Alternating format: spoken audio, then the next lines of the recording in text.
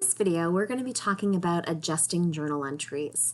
So there's some key reminders that we have to look at before we get into our example. So first, not all accounts need to be adjusted or updated. For example, cash and common stock will never need to be adjusted for. Every adjusting entry must affect a balance sheet account, meaning an asset or a liability, not both, and an income statement account, meaning a revenue or an expense. There's also some key phrases and terms that can be useful in us judging what information we need and if we have to calculate a value or whether it's being given to us. So for example, on hand tells us how much of the asset we still own. Unexpired means how much of the asset that we still own. Expired or used is telling us how much of the asset our business has used to help run and operate the business, which means that's the amount of our expense. Unbilled means that we as the company have provided a service to a customer, but still need to bill them for their services. So we've earned that fee, but we are waiting to receive it sometime in the future. So accounts receivable is going to be involved. Unearned means that we as the company received an advance payment from a customer and then we owed them a service in return sometime in the future. So when we're doing an adjusting entry for unearned, we need to adjust that liability account, that unearned fees account, for how much we've earned during the period. We want to reduce our liability to that customer by what we've already done for them. Remember, revenues must be recorded when they are earned, and expenses must be recorded in the period that they are incurred. So now let's look at our example. So it says on May 31st, the following data was accumulated to assist the accountant in preparing for the adjusting entries for Oceanside Realty. So the first one tells us that fees are accrued but unbilled at May 31st are $19,750. Again, we have one of our key words in this sentence, unbilled, which means that we've accrued, meaning we've earned the fee that we're charging our customer by providing a service, but we have to bill them for those services. So we have not received the cash yet, but we will sometime in the future. So we're going to journalize our adjusting entry. So all of our adjusting entries are dated as the last day of the month, so we're looking at May 31st.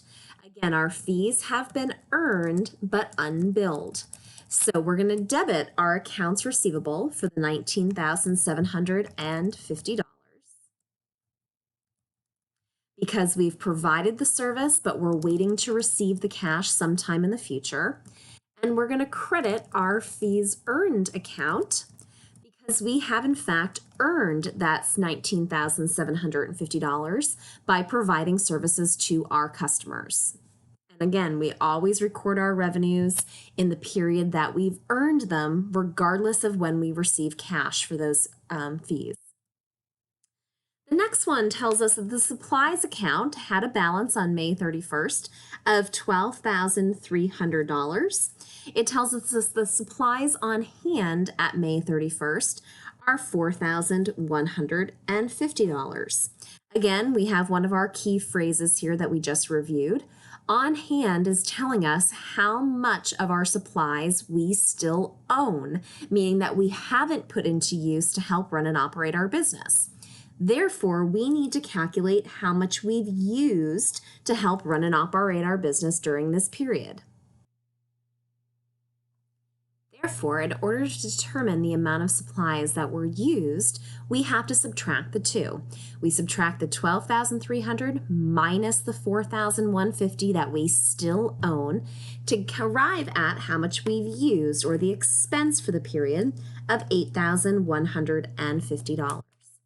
So now we're going to journalize that transaction. So again, we date it as of the end of our month, which is May 31st. Any asset that's been used to help run and operate our business becomes an expense for our business. So we have a supplies expense for that $8,150. Again, how we're arriving at that $8,150, it's taking the difference between how much we originally had in supplies of $12,300 and subtracting away what we still have on hand, what we have not yet used of that $4,150.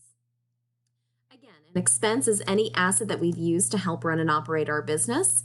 And the asset that we are using up here is our supplies. So we credit our supplies because it's being reduced by the $8,150. The next one tells us that wages accrued but not paid at May 31st are $2,700. Again, when we're talking about accrued, it means that it has taken place. So our employees have worked and have earned $2,700 as of May 31st, but we have not paid them yet. It will arrive in their next paycheck. So we need to journalize an entry for this. This is an accrued expense. So on May 31st, we have a wages expense. We have to record the expense in the period to which it relates. Our employees worked for us during the month of May. They helped us run and operate our business during the month of May and helped us generate revenues during the month of May. So it's an expense to our business in the month of May. However, we're not paying them that $2,700 in May.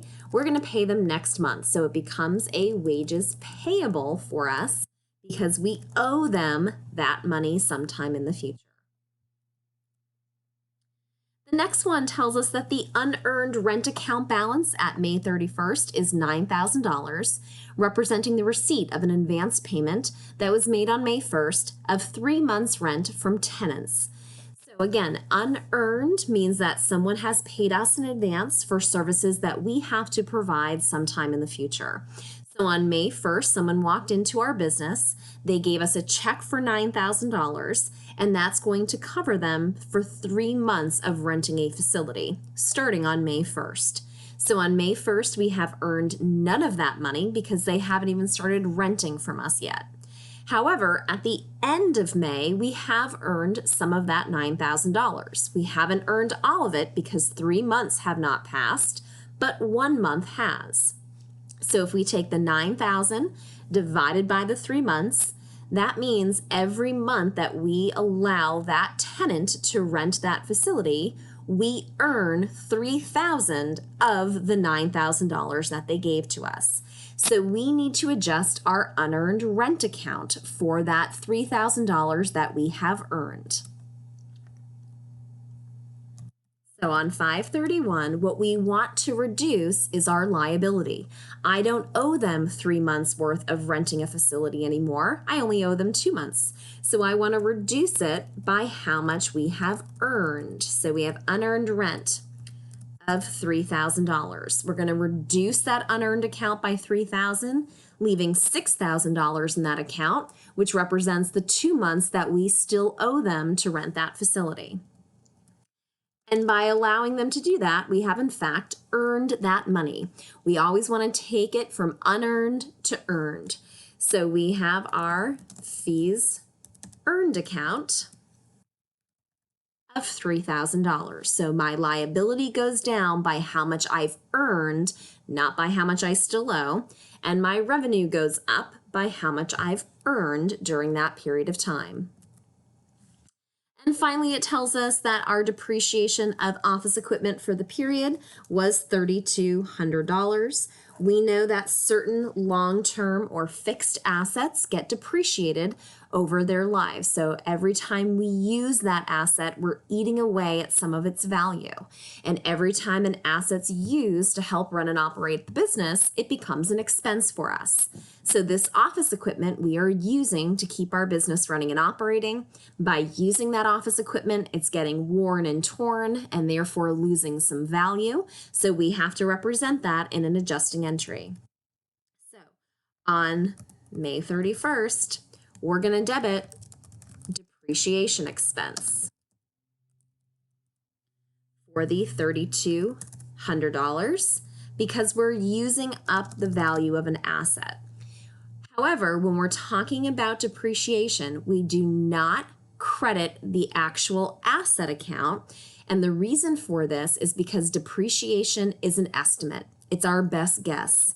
Unlike supplies, where we can go in and physically count how much we still have worth of supplies, that's an actual amount.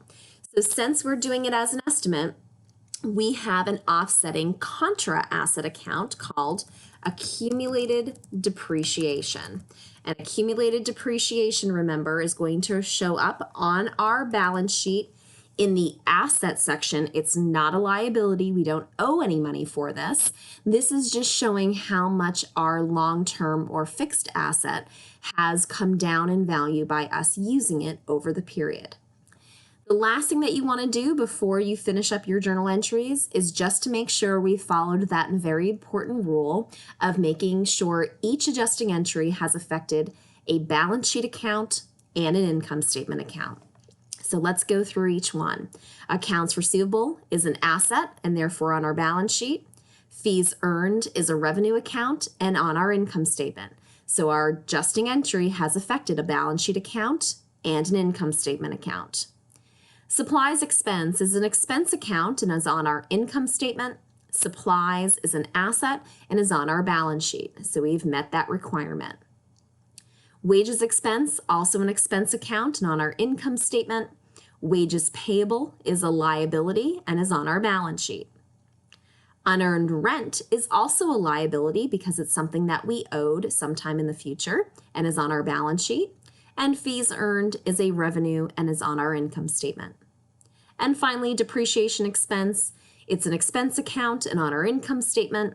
Accumulated depreciation is a contra asset account and is also on our balance sheet, again, in our asset section.